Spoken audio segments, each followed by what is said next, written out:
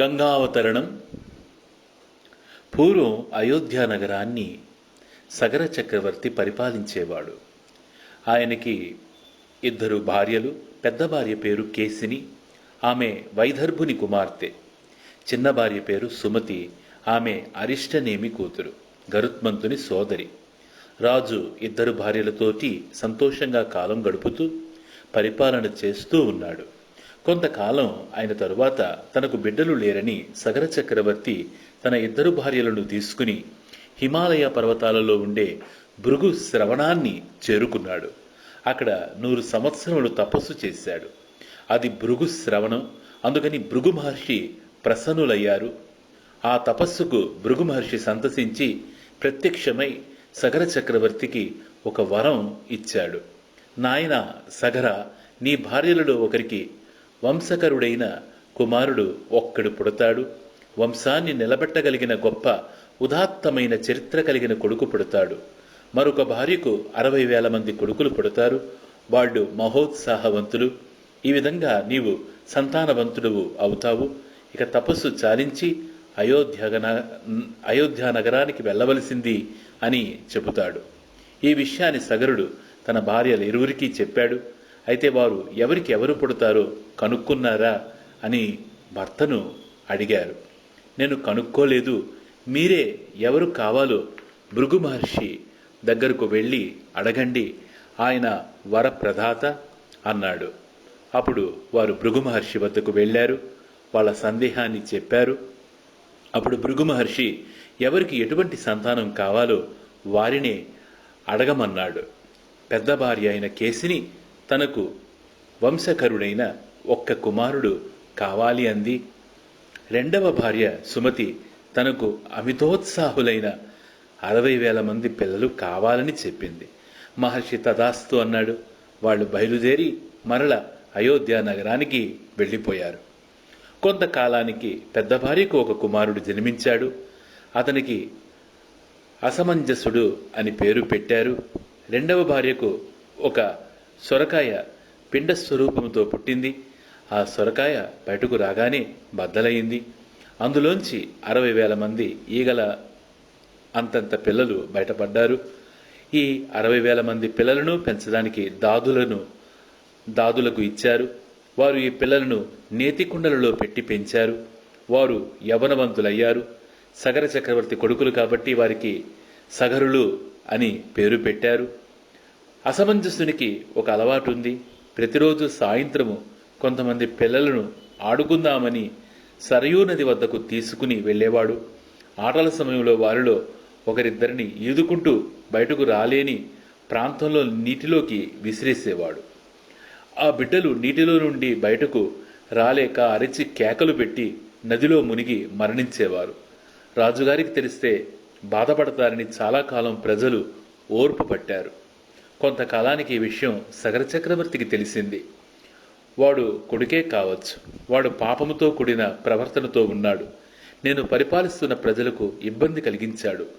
వాడు ఈ రాజ్యంలో ఉండడానికి వీల్లేదు. వానికి రాజ్య బహిష్కారం విధిస్తూ ఉన్నాను అని సగరుడు తన కుమారుణ్ణి రాజ్యం నుండి బయటకు పంపివేశాడు. అయోధ్యను పరిపాలించిన ప్రభువులు అంత ధర్మంగా ఉండేవారు. అసమంజసునికి ఒక కొడుకు ఉన్నాడు. వాని పేరు అంశుమంతుడు. మనవడైన అంశుమంతుడిని సగర చక్రవర్తి తన దగ్గర పెట్టుకున్నాడు. కాలం గడుస్తోంది. ఒకసారి సగర చక్రవర్తి అశ్వమేధ యాగం తలపెట్టాడు. గుర్రాన్ని విడిచిపెట్టాడు. యాగాశ్వం దేశం గుండా ప్రయాణం చేసి వెడుతోంది. ఇంద్రుడు అపహరించాలనుకుని రాక్షస శరీరాన్ని పొంది ఆ యజ్ఞాశ్వాన్ని అపహరించాడు. యాగాశ్వం కనబడకుండా పోయింది. యాగాశ్వం వెనక వెడుతున్న అంశుమంతుడు అతనితో పాటు ఉన్న సైన్యం వెనక్కి తిరిగి వచ్చి జరిగింది సగర చక్రవర్తికి విన్నవించారు. యాగాశ్వం అపహరింపబడితే దానివలన దారుణమైన ఫలితాలు కలుగుతాయి. అశ్వం వెనక్కు తిరిగి రావాలి. అందుకని సగరుని అలా దీక్షలోనే ఉండి గుర్రం తిరిగి వచ్చే మార్గం ఆలోచించవలసిందని యజ్ఞం చేసే ఋత్వికులు సగరునికి చెబుతారు. అంత సగరుడు తన 60,000 మంది పుత్రులను పిలిచి, భూమి 60,000 యోజనాలు ఉంది. మీరందరూ తలొక్కొక్క యోజనం పంచేసుకోండి, దాన్ని తవ్వేయండి. ఎవడో ఒకడు ఎక్కడో అక్కడ యాగాస్వాన్ని దాచి ఉంటాడు. ఎక్కడైనా అడుగున కాని గోతుల్లో కాని దాచాడేమో భూమిని తవ్వి వెతకండి అన్నాడు. సగరపుత్రులకు వజ్రాల్లాంటి గోళ్లు ఉన్నాయి. ఆ గోళ్లతో వారు భూమిని త్రవ్వి అంతటా వెతికారు. వారు అలా తవ్వుతూ వెతుకుతూ ఉంటే భూమి అంతా గోతులు పడిపోతోంది. అడ్డు వచ్చిన ప్రాణులు చనిపోతూ ఉన్నాయి. వాళ్ళు పాతాళం వరకు తవ్వేస్తూ ఉన్నారు. దీనిని చూసి ఆశ్చర్యపోయి దేవతలు చతుర్ముఖ బ్రహ్మగారి వద్దకు వెళ్ళి ఈ విషయాన్ని ఆయనకు చెప్పారు. సగరులు భూమిని ఉగ్ర రూపాలతో తవ్వుతూ ఉన్నారు. వారు అలా తవ్వుతూ ఉంటే ప్రాణులన్నీ చనిపోతూ ఉన్నాయి.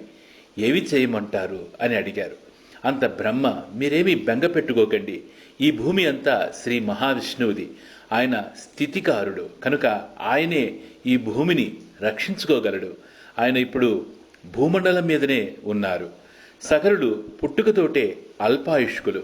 వారు ఎక్కువ కాలం బతకరు. కపిల మహర్షి పాతాళ లోకంలో ఉండి తపస్సు చేసుకుంటూ ఉన్నాడు. వీళ్ళు తవ్వుతూ తవ్వుతూ కపిలుని దగ్గరకు వెడతారు. ఆయన వీళ్ళని చంపేస్తాడు. అందుకని వీళ్ళని గురించి మీరేమి బెంగ పెట్టుకోకండి అని చెప్పాడు. దేవతలందరూ వెనక్కి వెళ్ళిపోయారు. సగరుడు భూమినంతా తవ్వేశారు. ఎక్కడా గుర్రం కనపడలేదు. వారు వెనుకకు తిరిగి వచ్చి తండ్రికి ఈ విషయం చెప్పారు. అప్పుడు సగరుడు, పాతాళం వరకు భూమిని తవ్వండి, పాతాళంలో కూడా వెతకండి. గుర్రం వెనక్కి వచ్చే వరకు నేను దీక్షలోంచి లేవకూడదు. మళ్ళీ వెళ్ళి ప్రయత్నించండి అని చెప్పాడు. తండ్రి మాటను అనుసరించి 60,000 మంది సగరులు మళ్ళీ తవ్వకాలు సాగించారు. అలా పాతాళం వరకు తవ్వేశారు. మొదట తూర్పు దిక్కును తవ్వారు. అక్కడే వారికి ఒక పెద్ద ఏనుగు కనపడింది. దాని పేరు విరూపాక్షము. అది భూమిని తూర్పు దిక్కును తన కుంభస్థలం మీద పెట్టుకుని మోస్తోంది. భూభారం పాపం వల్ల పెరుగుతుంది. అలా భూభారం పెరిగినప్పుడు ఆ ఏనుగు ఒక్కసారి తన కుంభస్థలాన్ని కదుపుతుందట. అప్పుడు భూకంపాలు వస్తాయి అంది రామాయణం. విరూపాక్షాన్ని చూసి వారు దానికి ప్రదక్షిణం చేసి తూర్పు దిక్కు నుండి దక్షిణ దిక్కుకు వెళ్ళారు. దక్షిణ దిక్కున తవ్వడం ప్రారంభించారు. అక్కడ మహాపద్మం అనే పెద్ద ఏనుగు ఉంది. అది భూమి దక్షిణ దిక్కును దాని కుంభస్థలం మీద పెట్టుకుని మోస్తోంది. దానికి అది అలవాటు. పాపం పెరిగితే అది తన కుంభస్థలాన్ని కదుపుతుంది. అప్పుడు దక్షిణాన భూకంపాలు వస్తాయి. అక్కడ నుండి పడమర దిక్కుకు వచ్చారు. అక్కడ సౌమనసము అనే ఏనుగు ఆ దిక్కున భూమిని మోస్తోంది. దానిని చూశారు. దానికి ప్రదక్షిణం చేశారు. అక్కడ యాగాస్వం కనపడలేదు. అప్పుడు ఉత్తర దిక్కుకు వచ్చారు. అక్కడ భద్రము అనే ఏనుగు ఉత్తర దిక్కును మోస్తూ కనపడింది. అక్కడ దానికి ప్రదక్షిణం చేశారు. చూశారు. ఎక్కడా అశ్వం కనపడలేదు. ఇంకా వారికి 4 దిక్కులు మిగిలిపోయాయి. అందుకని వారు ఈశాన్య దిక్కున తవ్వడం ప్రారంభించారు. ఆ దిక్కున వారికి ఒక ఆశ్రమం కనిపించింది. ఇది వరలో బ్రహ్మ చెప్పినట్లు అక్కడ కపిల మహర్షి కూర్చొని ఉన్నారు. అక్కడికి వెళ్ళేసరికి సనాతుడైన విష్ణు భగవానుడు కపిల మహర్షి రూపంలో కూర్చుని ఈశాన్య దిక్కున తపస్సు చేస్తూ ఉన్నాడు. ఇంద్రుడు అక్కడే యాగాశ్వాన్ని కట్టి వెళ్ళిపోయాడు. ఆ గుర్రం అక్కడ ఉంది. దాన్ని చూశారు సగరుడు. అక్కడ తపస్సు చేసుకుంటున్న కపిల మహర్షి యాగాశ్వాన్ని దొంగిలించి ఉండవచ్చునని భావించారు. ఆవేశం ఎంత పని చేస్తుందో చూడండి. కత్తులతో, గుణపాలతో, గొడ్డలతో ఆయనపై దాడి చేయబోయారు. తపస్సు చేసుకుంటున్న కపిల మహర్షి ఒక్కసారి కళ్ళు తెరిచి చూశాడు. 60,000 మంది సగరులు పాపచింతనతో దుర్మేధులై తాను చేయని పాపమును తనకు అంటగట్టి తన మీదికి వస్తున్నారని కపిల మహర్షి గ్రహించాడు. ఒక్క హూంకారం చేశాడు. ఆయన అలా హూంకారం చేసేసరికి ఆ 60,000 మంది ఒక్కసారిగా బూడిద కుప్పలై పడిపోయారు. అక్కడ సగర చక్రవర్తి దీక్ష పట్టి కూర్చున్నాడు. ఎంతకాలమైనా సగరులు వెనక్కు రారు. వీళ్ళను వెతుక్కురమ్మని తన మనవుడైన అంశుమంతుని పంపించాడు. సగరులు వెళ్ళిన దారిలోనే అంశుమంతుడు వెళ్ళాడు. మళ్ళీ భూభారాన్ని మోసే దిగ్గజాలు కనబడ్డాయి. వాటికి ప్రదక్షిణం చేశాడు. మరల వెతకడం ప్రారంభించాడు. చివరకు ఈశాన్య దిక్కుకు వచ్చాడు. అక్కడ భస్మరాశులు కనిపించాయి. తన పినతనులందరూ ఏకకాలమునందు మరణించినందుకు దుఃఖించాడు. సమీపంలో ఉన్న కపిలునికి నమస్కరించాడు. పినతండ్రులకు అక్కడ ఉన్న జలంతో తర్పణం ఇవ్వాలని అనుకున్నాడు. అంతలో అంశుమంతుని మేనమామ గరుత్మంతుడు అక్కడికి వచ్చాడు. ఆయన అంశుమంతునితో ఒక మాట చెప్పాడు. కొన్ని రకాలుగా మరణించే వారికి ఉత్తరక్రియల వలన కూడా శాంతి ఉండదు. ఉత్తరక్రియలు చేసేటప్పుడు అక్కడ ఉన్న నీళ్లు తీసి విడిచిపెడతాం. సగరులు బ్రాహ్మణుని తపశ్శక్తి చేత మరణించారు. బ్రాహ్మణుని తపశ్శక్తి చేత చనిపోయిన, క్రూర మృగముల చేతిలో మరణించిన, కోరలున్న మృగం చేతిలో మరణించిన, అలా కొన్ని రకాల కారణాల చేత మరణించిన వారికి ఇక్కడ ఉండే లౌకికమైన జలాలతో ఉత్తరక్రియలు చేస్తే అవి ఆకాశానికి వెళ్ళక ముందే ఇక్కడే ఆవిరైపోతాయి. పితృదేవతలు దాహం తీరక ఊర్ధ్వలోకాలకి వెళ్లరు. ఇక్కడే రౌద్ర స్వరూపంతో తిరుగుతారు. అందుకని లౌకిక జలములతో తర్పణ చేయడానికి వీలు లేదు. నీ పితృదేవతలు స్వర్గాన్ని పొందాలంటే ఒకే ఒక్క అవకాశం ఉంది. ఇప్పటి వరకు నీ వాళ్ళందరూ స్వర్గమునకు వెళ్ళారు. ఈ సగరులే ఇలా పడిపోయారు. దేవలోకంలో ప్రవహించే గంగ ఈ భస్మరాశులపై ప్రవహిస్తే వీరికి స్వర్గలోక ప్రాప్తి కలుగుతుంది.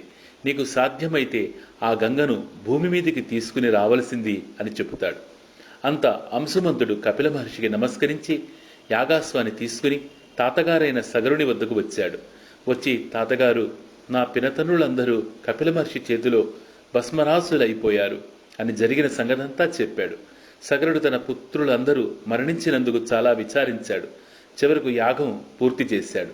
సగర చక్రవర్తి 30,000 సంవత్సరములు పరిపాలన చేశాడు. కానీ దేవలోకములో ఉన్న గంగను తేవడం ఆయనకు సాధ్యపడలేదు. ఆయన తరువాత అంశుమంతుడు రాజ్యానికి వచ్చాడు. ఆయన గంగను తేవడానికి 32,000 సంవత్సరములు తపస్సు చేశాడు. తపస్సు పూర్తవక ముందే శరీరం పడిపోయింది. స్వర్గానికి వెళ్ళిపోయాడు. తర్వాత దిలీపుడు రాజ్యానికి వచ్చాడు. 30,000 సంవత్సరములు రాజ్యం చేశాడు. అతడు కూడా గంగను భూమి మీదకు తీసుకురావడానికి ఎంతో ప్రయత్నం చేశాడు. గంగను తేవడం ఎలా అని మంత్రులను, బ్రాహ్మణులను అడిగాడు. కానీ సఫలీకృతుడు కాలేదు. మార్గం దొరకలేదు. దిలీపుడు వెళ్ళిపోయాడు. తర్వాత భగీరథుడు రాజయ్యాడు. అతడు ఎలాగైనా సరే తన తరంలో పడిపోయిన తన పితృదేవతలను ఉద్ధరించాలని అనుకున్నాడు. మంత్రులకు రాజ్యం అప్పచెప్పి గోకర్ణ క్షేత్రానికి వెళ్ళాడు. అక్కడ మహోగ్రమైన తపస్సు చేయడం ప్రారంభించాడు. పంచాగ్నిహోత్రాల మధ్య 1000 సంవత్సరాలు తపస్సు చేశాడు. గ్రీష్మ ఋతువులో చుట్టూ 4 అగ్నిహోత్రాలను పెట్టుకుని పైన సూర్యుని వంక చూస్తూ తపస్సు చేస్తే దాన్ని పంచాగ్నిహోత్ర తపస్సు అంటారు. నెలకు ఒక్కసారి ఆహారం తీసుకోవడం. అలా 1000 ఏళ్లు తపస్సు చేశాడు. భగీరథుని తపస్సుకు మెచ్చి బ్రహ్మ ప్రత్యక్షమైనాడు. ఆయన దేవతలతో కలిసి వచ్చాడు. బ్రహ్మని భగీరథుడు తనకు 2 వరాలు ప్రసాదించమని కోరాడు. మొదటిది, ఇప్పటి వరకు నాకు కుమారులు లేరు. ఇక్ష్వాకు వంశం ఆచంద్ర తార్కారం నిలబడాలి. అందుకని ఇక్ష్వాకు వంశం అంతరించిపోకుండా నాకు బిడ్డలు కలిగే అదృష్టాన్నివ్వు. రెండవది, మా వంశములో పుట్టిన సగరులు 60,000 మంది భస్మరాశులై పడిపోయి ఉన్నారు. వారి మీదుగా దేవగంగను ప్రవహింపచేయాలి. అందుకని దేవలోకంలో ఉన్న గంగను పాతాళలోకంలోకి విడిచిపెట్టవలసింది అని ప్రార్థించాడు. అందుకు బ్రహ్మ మొదటి వరాన్ని అనుగ్రహించాడు. మీ వంశం ఆచంద్ర తార్కారము నిలబడుతుంది. నీకు కుమారుడు జన్మిస్తాడు. కానీ గంగను ఆకాశం నుండి క్రిందకు వదలడం అన్నది కుదరదు. ఎందుకు అంటే గంగ ఆకాశం నుండి కింద పడితే దాన్ని ఎవరూ పట్టుకోలేరు. అలా పడుతున్న గంగను ఒక్క త్రిశూలం పట్టుకున్న శంకరుడు ఒక్కడు మాత్రమే పట్టగలడు. అందుకని నీవు శివుని గురించి తపస్సు చేయి. ఆయన అంగీకరిస్తే గంగ ఆకాశం నుండి వదలబడుతుంది అని చెప్పాడు. అంత భగీరథుడు శంకరుని గూర్చి తపస్సు చేయడం ప్రారంభించాడు. బొటనవేలి చివరి మీద నిలబడి 100 సంవత్సరాలు తపస్సు చేశాడు. శంకరుడు ప్రత్యక్షమయ్యాడు. నీ తపస్సుకు సంతోషించాను, గంగను పడతాను అని హిమాలయ పర్వతముల మీదకు వచ్చి 2 చేతులు నడుము మీద వేసుకుని 2 కాళ్ళు ఎడంగా చాపి జటాజూటాన్ని విప్పి ఆకాశం వంక చూస్తూ నిలబడ్డాడు. ఇక గంగ ఆకాశం నుండి పడాలి. అప్పుడు గంగ, నేను పైనుండి క్రింద పడటం కాదు, శివుని కూడా పాతాళానికి ఈడ్చుకుపోతాను అనుకుంది. శంకరుడు ఆమె అహంకారాన్ని గ్రహించాడు. శంకరుడికి తెలియదా? ఆయన త్రినేత్రుడు. ఎవడు ఏ అహంకారంతో ఉన్నాడో ఆయనకు అన్నీ తెలుసు. ఓహో గంగా, ఎంత అహంకరిస్తున్నావే, చూడు నీ పని చెబుతాను అనుకున్నాడు. ఆమెకు బుద్ధి చెప్పాలనుకున్నాడు. అందుకని పెద్ద జటాజూటాన్ని పెంచాడు. ఆకాశం నుండి గంగ పడుతూనే ఉంది. పడిన గంగనంతటినీ శివుడు తన జటా జూటంలో బంధించి ఉంచాడు. సంవత్సరం అయింది. ఒక్క చుక్క నీరు కూడా భూమిపై పడలేదు. శివుడి జటాజుటంలోనే తిరుగుతోంది. శివుడు గంగను బంధించి తాండవం చేస్తూ ఉన్నాడు. గంగ శివుని శిరస్సు మీద నుండి క్రిందకు పడకపోవడం గమనించిన భగీరథుడు మళ్ళీ తపస్సు ప్రారంభించాడు. శంకరుడు కరుణించి తన జటాజూటం నుండి గంగను క్రిందికి వదిలాడు. పరమ పవిత్రమైన శంకరుని శిరస్సును తగిలి కింద పడింది. అలా పడేటప్పుడు ఆ గంగను బిందు సరోవరంలోనికి వదిలేశాడు. అది హ్లాదిని, పావని, నలిని అని 3 పాయలుగా తూర్పుగా వెళ్ళిపోయింది. సుచక్షువు, సీత, సింధువు అని 3 పాయలుగా పడమట దిశకు వెళ్ళిపోయింది. 7వ పాయ భగీరథుడిని అనుసరించి వెడుతోంది. ముందు రథం మీద భగీరథుడు వెడుతూ ఉన్నాడు. వెనకాల ఆ రథం వెంట గంగ ప్రవహిస్తూ వస్తోంది. ఆ వెళ్ళడం కూడా ఎలా వెళ్ళిందంటే బ్రహ్మాండమైన శబ్దంతో గంగ క్రింద పడుతోంది. గంగ పైనుండి పడిపోతూ ఉంటే దానితో పాటు మొసళ్ళు పడిపోతూ ఉన్నాయి, తాబేళ్లు పడిపోతూ ఉన్నాయి, చేపలు పడిపోతూ ఉన్నాయి. అవన్నీ శంకరుని తలకి తగిలి భూమి మీద పడిపోతూ ఉన్నాయి. క్రింద పడి ఒక్కసారి సృహ తప్పినట్లయి 7 పాయల్లో ఏదో ఒక పాయలోకి దూరి వెళ్ళిపోతూ ఉన్నాయి. దేవతలందరూ వాళ్ళ వాళ్ళ వాహనాల మీద వచ్చి ఈ గంగావతారణ దృశ్యాన్ని చూస్తూ ఆశ్చర్యంగా ఆకాశం అంతా నిలబడిపోయారు. నిలబడిపోవడంతో వారు పెట్టుకున్న ఆభరణాలు కాంతితో ఆకాశం అంతా కోటి సూర్యుల కాంతి అంత ప్రకాశమానమైంది. దేవగంగ భూలోకంలో పడిందని పాపం చేసిన వారందరూ వచ్చి దానిలో మునిగి స్నానాలు చేశారు. వాళ్ళ పాపాలు అన్నీ పోయి వాళ్ళందరూ స్వర్గానికి వెళ్ళిపోతూ ఉన్నారు. నిలబడ్డ వాళ్ళు కొందరు, కిందికి వస్తున్న వాళ్ళు కొందరు, పైకి పోతున్న వాళ్ళు కొందరు శంకరుని పాదాల దగ్గరకు వెళ్ళి నుంచున్నారు. శంకరుని స్వరూపాన్ని చూసి ఆశ్చర్యపోతూ ఉన్నారు. కొందరు మిక్కిలి పాపములు చేసిన వారు ఆ పాయల్లోకి వెళ్ళి స్నానం చేయగానే వారు చేసిన పాపములు నశించి ఊర్ధ్వలోకాలకి వెళ్ళిపోతూ ఉన్నారు. అలా ముందు భగీరథుడు వెడుతూ ఉంటే వెనక గంగ వేగంగా ప్రవహిస్తూ వస్తుంది. గంగ ఒకచోట విస్తృతంగా పరుగెడుతోంది, ఒకచోట సన్నగా పరుగెడుతోంది, ఒకచోట నురుగులతో పరిగెడుతోంది, ఒకచోట కింద పడి పైకి లేస్తోంది, ఒకచోట ఎదురెదురుగా వచ్చే పాయలు గుద్దుకుంటున్నాయి. అలా చిత్ర విచిత్ర గతులతో ప్రవహిస్తూ గంగ భగీరథుని వెనక వస్తోంది. నురగతో తుంపర్లతో పడుతూ లేస్తూ గంగ వస్తోంది. అందరూ పరవశించిపోతున్నారు. అలా వెడుతూ ఉండగా దారిలో జహును మహర్షి ఆశ్రమం తగిలింది. అలా వెడుతూ గంగ జహును మహర్షి యజ్ఞవాటికను ముంచి వెళ్ళిపోయింది. ఈ దృశ్యాన్ని చూసిన జహును మహర్షి ఆశ్చర్యపోయాడు. ఆయనకు కోపం వచ్చి గంగనంతటిని ఆపోసన పట్టేశాడు. ఒక్కసారిగా శబ్దం ఆగిపోయింది. అప్పుడు భగీరథుడు వెనక్కి తిరిగి చూశాడు. గంగ కనిపించలేదు. భగీరథుడు వెనక్కు వెళ్ళి జరిగింది తెలుసుకుని తనను అనుగ్రహించమని జహును మహర్షిని ప్రార్థించాడు. అప్పుడు జహును మహర్షి గంగను తన చెవులలోంచి బయటకు వదిలిపెట్టేశాడు. ఎప్పుడైనా పూజ చేసేటప్పుడు ఆవలింత వస్తే కుడి చెవి మీద చెయ్యి వేస్తారు. గంగ అక్కడ నుండి బయటకు వచ్చింది కాబట్టి అలా ముట్టుకుంటే మనకు స్నానం చేసినంత ఫలితం ఉంటుంది. జహునుముని చెవులలోంచి బయటకు వచ్చింది కాబట్టి గంగకు జాహ్నవి అని పేరు వచ్చింది. గంగ మరల భగీరథుని వెనక ప్రవహించడం ప్రారంభించింది. అలా వెళ్ళి చివరకు పాతాళలోకానికి వెళ్ళి సగరులు భస్మమైన బూడిద కుప్పల మీదుగా ప్రవహించింది. గంగ తగలగానే ఇంత పాపం చేసిన సగరులందరూ కూడా గభాలున స్వర్గంలోకి వెళ్ళిపోయారు. వారు అలా వెళ్ళిపోగానే చతుర్ముఖ బ్రహ్మ వచ్చి భగీరథుడు సాధించిన విజయానికి అతనిని ఎంతగానో మెచ్చుకున్నాడు. దేవలోకంలో ఉంటే గంగానదిని మందాకిని అని పిలుస్తారు. భూమి మీద ఉన్నప్పుడు భాగీరథి అని పిలుస్తారు. భగీరథుడు తీసుకువచ్చాడు కాబట్టి అలా పేరు పెట్టారు. అక్కడ నుంచి పాతాళలోకానికి వెళ్ళిపోయింది కాబట్టి భోగవతి అయ్యింది.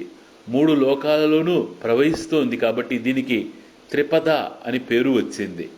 చాతుర్వర్ణముల వారు ఎవరైనా సరే రామాయణాంతర్గతమైన గంగావతరణాన్ని చెప్పించుకుని వింటే వారికి కొడుకులు కలుగుతారు. ఉన్న కొడుకులు వృద్ధిలోకి వస్తారు. దేవతలందరూ ప్రీతి చెందుతారు. గంగా అవతరణాన్ని విన్నారని వాళ్ళ పితృదేవతలు ఆనందం పొందుతారు. శంకరుడు ఆనందం పొందుతాడు. వారికి సమస్తమైన కోరికలు తీరుతాయి.